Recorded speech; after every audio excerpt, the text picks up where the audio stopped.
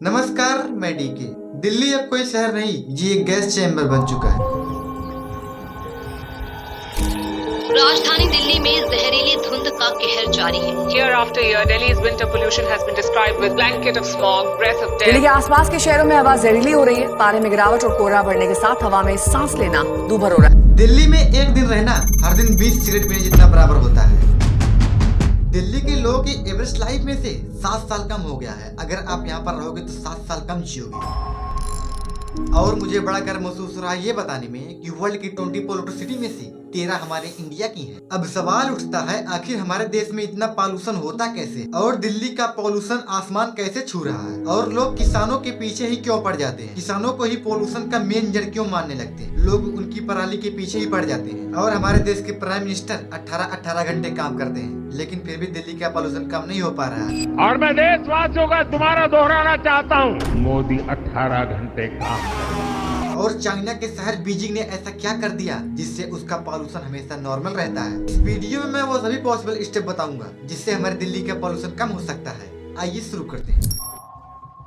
दिल्ली की सबसे खतरनाक समस्या है PM 2.5। ये इतने छोटे होते हैं कि आपके फेफड़े से निकलकर सीधे खून में मिल जाते हैं। और सरकारी डाटा कहता है कि 2023 से 2024 के बीच में PM 2.5 का लेवल 90 से 110 माइक्रोग्राम प्रति मीटर घन क्यूब रहा है। और WHO की रिपोर्ट कहती है कि इसकी सुरक्षित सीमा 5 है, यानी कि हम हर दिन लगभग सुरक्षित सीमा से 20 गुना ज्यादा जहरीली हवा में सांस लेते हैं। मीडिया दिखा रही है कि दिल्ली गैस चैम्बर बन चुकी है, लेकिन सच्चाई थोड़ा अलग है। पूरे साल हालात एक जैसा नहीं होता। सबसे खतरनाक समय होता है अक्टूबर से जनवरी के बीच में। इस समय हवा जो है ऊपर नहीं उठ पाती, सारा जहर आपकी सांसों के लेवल में आ जाता है। आइको एयर स्विट्जरलैंड की एक संस्था है, उनकी 2023 की रिपोर्ट में दिल्ली को वर्ल्ड की सबसे प्रदूषित राजधानी बताया गया है। दिल्ली का सालाना PM 2.5 का लेवल 100 माइक्रोग्राम प्रति मीटर घन क्यूब रहा है, जबकि लंदन और न्यूयॉर्क जैसे शहरों का 10 से 15 के आसपास रहता है। अब सवाल उठता है, आखिरकार गलती किसकी है। सरकार बोलती है कि किसान पराली जलाते हैं, और किसान बोलते हैं कि हमारे पास कोई विकल्प ही नहीं है,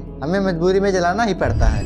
तो वो हमारी मजबूरी हो जाती है, थोड़ा बहुत तो हमें ऊपर से फूकना पड़ेगा। फूस होता है जो धान को ऊपर हो जाता है, उसको तो जला जाता है, बाकी हम बेच दें। तो किसान पराली को जला नहीं रहे। और एक आम इंसान मास्क पहनकर चुपचाप जीने की कोशिश कर रहा है। मैं जब दिल्ली की सड़कों पर निकला तो सूरज मुझे लाल गोले की तरह दिख रहा था। धुंध इतनी मोटी थी कि बिल्डिंग गायब लग रही थी। और एक रिक्शे वाले ने मुझसे कहा, साहब सांस लेने में जलन होती है सीने में। ये सब सुनकर मुझसे रहा नहीं गया। मेरे पास कुछ आइडियाज हैं जिससे दिल्ली का पॉल्यूशन कम हो सकता है। अब ध्यान से सुनिएगा।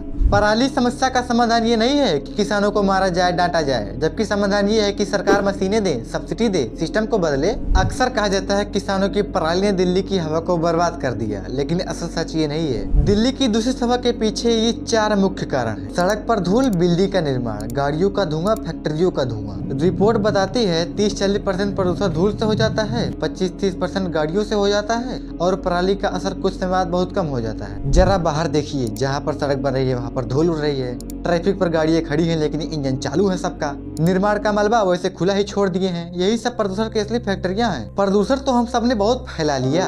अब इसको रोकने का समाधान क्या है, आइए इस समाधान को जानते हैं। सड़कों पर धूल कम करना।